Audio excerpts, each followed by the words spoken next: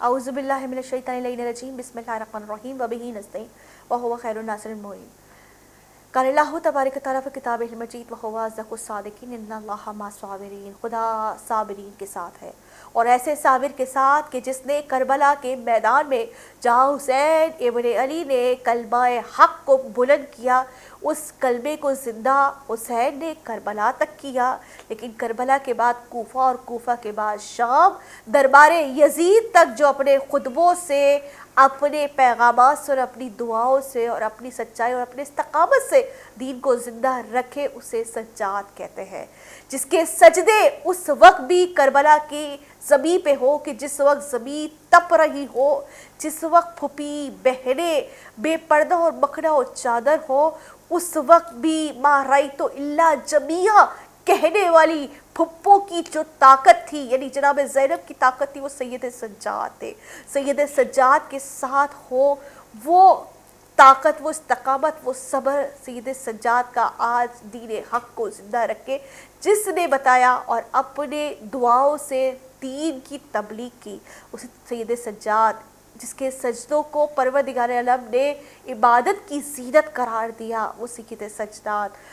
عزیزان محترم، سید سجاد کی شہادت کے عنوان سے آج یہ پروگرام خانم سے پوچھیں گے یہ کربلا میں کیا ستم ضعیفی ہوئی، کس طرح سے حسینی شعار کو کربلا کے مارکے کے بعد سید سجاد نے زندہ رکھا۔ السلام علیکم خانم۔ خانم، بہت زیادہ مصروفیات اندازہ ہے، آج 24-25 محرم وہ شب کہ جس دن سید سجاد شہید ہو گئے۔ ہم سجاد کو بھی حسینی اس پیغام سے یاد رکھتے ہیں کہ جب بھی نام کا سجاد کا آتا ہے، کربلا کا میدان یاد آتا ہے کہ سجاد کی یہ مجبوری کے سامنے بابا ہے، باپ کا لاشا ہے، اور سجاد، سید سجاد کفن بھی نہ دے سکے۔ کیا فرمائی کی کس طرح سے رخصت ہوئے 12 محرم سے لے کر شام اور شام سے کوفہ، کیا کیا سہا کر سجاد؟ بسم اللہ الرحمن الرحیم۔ ابتدا رب کریم کے بابرکت اسم سے اور درود و سلام ان ذوات مقدسہ پر جو وجہ تخلیق کائنات ہے۔ یہ آہوں، سسکیوں اور مشکلوں اور مصائب و بلا کی ایک لمبی داستان ہے، اور ابتدا میں اپنے ہی چند اشعار آقا کے حضور کہ جن کا تقوی عظمت مولائے متقیان ہے، جن کا سجدہ، جن کا ماتھا سجدہ شبیر کا عنوان ہے، جن کی آنکھیں داستان کربلا کا مرثیہ، جن کا شیریں نطق ہر دست دعا کا مان ہے، اور جن کی آنکھوں سے حیا کی داستان لکھی گئی، جن کی گویائی صدا کا آسمان لکھی گئی، جو دعا کا معجزہ منبر بنا لے وہ امام، جو پیام کربلا لفظوں میں ڈھالے وہ امام۔ ہمارے ہزاروں درود و سلام سید سجاد، امام المتقین، امام القائمین، امام العارفین، سید الصابرین، سید الساجدین، اپنے آقا و مولا پر۔ کیا کسی اور شاعر نے کیا خوب کہا کہ عابد سا جگردار نہ دیکھا نہ سنا، ایسا کوئی جیدار نہ دیکھا نہ سنا، اسلام کو جو صحت کامل بخشے، ایسا کوئی بیمار نہ دیکھا نہ سنا۔ سلام اس شہید عظیم پر کہ خدا کی قسم 35 برس کی سب سے طویل المدت امامت امام سجاد کی ہے، اور جتنے بڑی عظمتیں اور جتنے بڑے ہدیات ہمیں عطا ہوئے ہیں، محسن ترین امامت ہے ہماری امام سجاد۔ گریے جیسی نعمت عطا کی میرے مولا نے، ایسا گریہ کیا کہ تاریخ کے اوراق میں کندہ ہو گیا لہو کے آنسو رونا۔ یہ وہ گریے کا وہ جواز ہے کہ جو ہمیں یہ بتاتا ہے کہ شہداء پر خشوع عشق میں گریہ کرنا کتنا ضروری ہے۔ خدا کی قسم یہ وہ گریہ ہے جس کی بنا پر ہم یقین رکھتے ہیں، آیت اللہ دستغیب کہتے ہیں کہ میرے اس رومال کو میرے ساتھ دفن کیا جائے جس میں عشق حسین ہے، تاکہ میں اپنی تمام عبادات کو کمتر سمجھتا ہوں اور خضوع و خشوع میں کم سمجھتا ہوں، مگر یہ عشق مجھے بخشوا لیں گے۔ بخشش کا سامان میرے آقا و مولا نے ہمیں عطا کیا۔ گریہ سجاد سے ہم نے رونا سیکھا، اس کے بعد اٹھے ہوئے ہاتھوں سے ہم نے خدا سے کلام کرنا سیکھا۔ صحیفہ کاملہ قرآن خدا سے خطاب ہے میرے مولا کا، دعا کا سب سے بڑی نعمت ادا کر کے سید سجاد نے ہمیں اپنے خدا سے ملوا دیا۔ اس سے بڑی اور کیا نعمت ہو سکتی ہے؟ دعا کی نعمت سید سجاد نے ہمارے حوالے کی۔ ہم الگ بات ہے کہ قارون کی طرح جو خود پھٹے پڑانے لباس میں رخصت ہو گیا اور دنیا کا عظیم ترین خزانہ اس کے قدموں کے نیچے تھا، یہ سید سجاد کی دعا تحفہ ہے۔ اس کے بعد عزاداری، یہ پرچم، یہ وہ تحریک ہے کہ جس کی ابتدا سید سجاد نے فرمائی۔ بخدا عزاداری آقا سید سجاد کی برپا کردہ اس عالمی تحریک کا نام ہے جو قیامت تک جاری رہنے والی ہے، اور شیعت کی زندگی کی سب سے بڑی دلیل یہ حرارت انگیز عزاداری ہے۔ اور اس عزاداری کو برپا کرنے والے، ہمیں عطا شعار دینے والے، شعور دینے والے، علم دینے والے، ذاکر دینے والے، خود مولا نے تہذیب عزا اور ثقافت عزا کو ہمیں عطا کیا۔ گھر میں اپنے بیت الشرف میں مجالس برپا کی، خود اپنے تربیت شدہ اپنے امر بیان کرنے والے ذاکروں کو ممبروں پہ بٹھایا، مجلس میں آنے والوں کو کھانا کھلایا، جنہوں نے ذکر کیا انہیں انعام عطا فرمایا۔ ہدیے کے حوالے سے بات کی جاتی ہے، مولا نے انعام عطا فرما کر بتا دیا کہ یہ وہ خاص رزق ہے ذاکرین کا جنہیں خدا کی طرف سے اس کا اولی الامر ان ذاکرین تک پہنچاتا ہے۔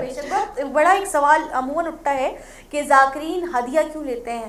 ہدیہ ذاکرین نہیں لیتے، یہ سنت سید سجاد و امام محمد باقر ہے۔ یہ پورا ایک معاشی سسٹم ہے حسینیت کا، جس میں جو سننے والا ہے وہ بھی خالی ہاتھ نہیں جاتا، نیاز اور تبرک لے کر جاتا ہے، اور جو پڑھنے والا ہے اس کا تو پھر مرتبہ بہت بلند ہے، جو حسین کا سفیر بن کر ذکر محمد و آل محمد کرتا، جواد کریم شہنشاہوں کا ذکر کرنے والے کو انعام اس کا حق ہے۔ بے شک امام محمد باقر کی اور امام سید سجاد کی روش ہوا کرتی تھی کہ جب کوئی حسین کا پرسہ دینے کے لیے شاعر آیا کرتا تھا اس زمانے میں، ناظرین میں تھوڑا سا یہ اپنے جملوں کو شامل کروں گی کہ اس زمانے میں جب کوئی آتا حسین کا پرسہ دینے کے لیے، جب کوئی سنتا کہ کربلا میں کیا ہوا، تو ایک مرتبہ اپنے الفاظوں کو شعروں میں، مرثیوں میں ڈھال دیتا، جو وہاں کا کلچر ہوا کرتا تھا۔ تو ایک مرتبہ سید سجاد کے امام محمد باقر گھر کی خواتین سے جو سونا جو زیور پہنا ہے وہ اٹھا کے ہدیہ دیتے تھے، منہ سے نہیں مانگتے، لیکن یہ روش، یہ طرز خاندان بنی ہاشم ہے، سنت الہی ہے۔ خدا بھی کچھ طلب کرتا ہے اور بے شمار عطا کرتا ہے اس کے بدلے میں۔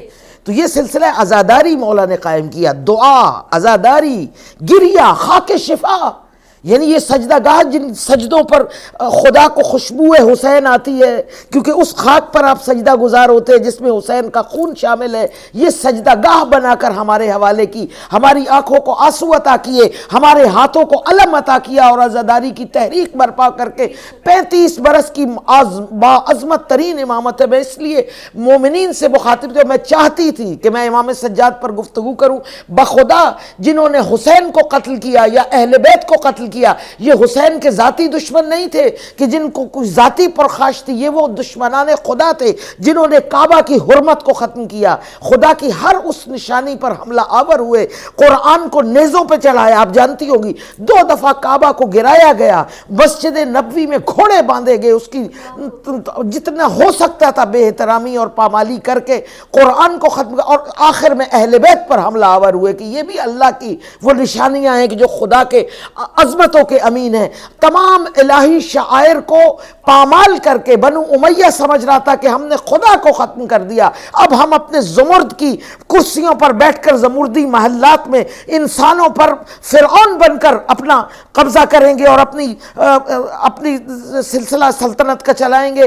وہاں پر امام سجاد نے اپنی زمانے سے آغاز کیا، خدا کی قسم وہ تمام ممبر تک، ممبر بھی شاعر الہی تھا، وہاں بندر نچواتا تھا یزید، یعنی تمام شاعر الہی کو نیست و نابود اپنے تئیں کر چکے تھے، نعوذ باللہ۔ مگر اس کے جواب میں حسین کا بیٹا کھڑا ہوا، میرے 1000 سلام امام سید سجاد پر کہ ایک ایک شاعر الہی کو مولا نے اس 35 برس میں زندہ و پائندہ کیا۔ قرآن کو مولا 1000 حفاظ اور مفسران قرآن کے ساتھ سفر فرماتے کعبہ کی طرف، جسے تاراج کیا گیا تھا، یعنی کعبہ کی عظمت کو بھی اس طرح بڑھایا کہ مولا کی زندگی میں یا کعبہ سے آ رہے ہیں یا کعبہ جا رہے ہیں، یعنی کعبہ کی عزت کو اس آسمان پر مولا نے پہنچا دیا کہ جس کو آگ سے تباہ کیا گیا تھا، جس کی اینٹیں تک لوٹ لی گئی تھیں. اس کے بعد مسجد نبوی کی ایسی عظمت بحال کی کہ وہاں پر ہزاروں علوم کے لوگ تشنگان علم آ کر موجود ہوتے اور مولا قرآن کی تفسیر بیان کرتے.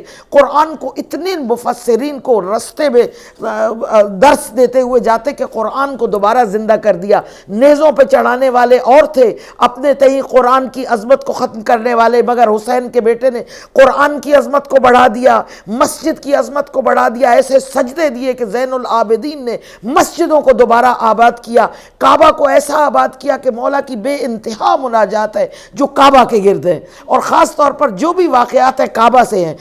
حجر اسود کو نصب کرنا ہے تو سجاد کریں گے، پہلے رسول اللہ نے کیا، آخری محمد امام زمانہ آ کر نصب کریں گے. درمیان میں سجاد ہیں کہ جنہوں نے حجر اسود کو نصب کیا، کعبہ کا حجر اسود نصب کرنے والے. اس کے بعد کعبہ میں آپ کو خطبہ ابیض ملے گا، سفید خطبہ جو دیا اس کالے پتھر نے امام کی امامت کا باقاعدہ خطبہ دیا. اس کے بعد فرزدق کا وہ واقعہ کہ جس میں 250 شعر اس نے امام سجاد کے حضور میں پڑھے، اور کیا کمال کا وہ پورا واقعہ ہے. ہاں نا، سید سجاد کی فضیلت تو اتنی ہے کہ ہم ایک نشست میں اس کو ایک کوزے میں بند نہیں کر سکتے. لیکن سید سجاد کی وہ کیا مضمونیت تھی کہ جب بھی ان کا نام آتا ہے صابرین سلام کرتے ہیں. السلام علیکم یا اصبر الصابرین، صبر کرنے والوں میں سب سے زیادہ صبر کرنے والے. مولا اس جگہ پر زندہ رہے جہاں مر جانا آسان تھا، زندہ رہنا مشکل تھا. بے شک میرے مولا کا یہ دستور رہا تھا کہ مدینہ کی بازار سے گزرنے کے بجائے لمبے راستے سے مسجد جاتے تھے کہ مجھے بازار کے عمومی مجمع سے گزرنا پسند نہیں. اللہ اکبر. اور ایک مقام وہ ہے کہ بے مقطع و چادر پھپھیوں کے ساتھ کوفہ کے بازاروں، شام کے بازاروں سے مولا کو گزارا گیا. یہ صبر الگ ہے، یہ میرے مولا کے جگر کا صبر ہے، میرے مولا کا کلام ہے، مولا کا فرمان ہے جس کو میں نے منظوم کیا ہے کہ کڑے تھے سارے مصائب مگر گراں تر تھا ہجوم عام کے چہروں پہ بے حسی کا سکوت. بہت مصیبتیں مولا فرماتے ہیں ہم پہ گزر گئی، مگر سب سے بڑی مصیبت جس نے میرے جگر کو چیر دیا وہ لوگوں کی بے حسی اور خاموشی تھی. وہ دیکھ رہے تھے میری پھپھیوں کے بے مقطع و چادر سر، میرے بابا کا سنو کے نیزہ پہ سر دیکھ رہے تھے. یہ تو جگر کے زخم ہے. اور اس کے علاوہ اگر آپ جسمانی زخموں کو دیکھیں تو امام باقر تڑپ تڑپ کر روئے. جس طرح کچھ شخصیات ہیں جن کو دوران غسل دینے والے تڑپ تڑپ کے روئے. ایک جناب زینب ہے کہ جب غسل دے رہی ہے فضا تڑپ کے روئی، چیخ کے روئی. جناب سید سجاد نے پوچھا تو کہا کہ زینب کے سر کا زخم ابھی تازہ ہے کہ نیزے سے چادر کھینچی گئی.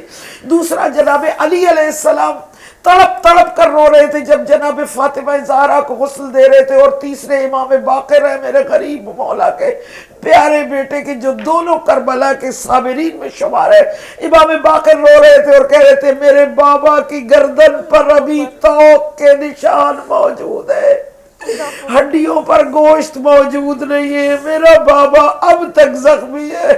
میرا سلام اس مولا پر کہ وقت آخر کا باقر مجھے زمین پہ ریت پہ سلا دو. کہا بابا آپ کی طبیعت ناساز ہے. مولا نے فرمایا مجھے حیا آتی ہے کہ میرے بابا ریت پہ پڑے تھے جب اس دنیا سے رخصت ہوئے، میں کیسے بستر پہ رخصت ہو جاؤں. مولا کو ریت پہ لٹایا گیا. السلام علیک یا ابا عبداللہ، رخصت ہو گیا میرا مسموم مولا. رخصت کرنے والے باقر ہیں. اللہ اکبر. دشت نینوا دشت